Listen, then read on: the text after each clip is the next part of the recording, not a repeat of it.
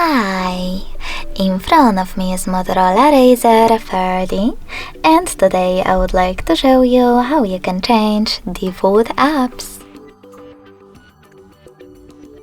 You need to begin by going into Play Store and installing your new defaults. In my case, Opera Mini Browser. When your apps are ready, go into Devices settings right away.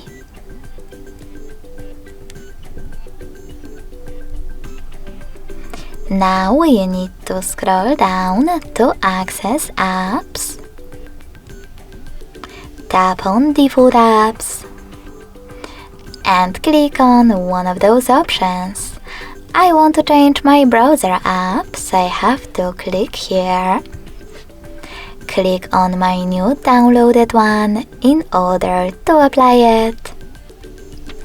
And go back.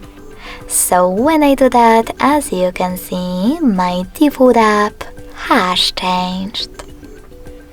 Thanks so much for watching. If you enjoyed this video, don't forget to leave a like, comment and subscribe. Bye!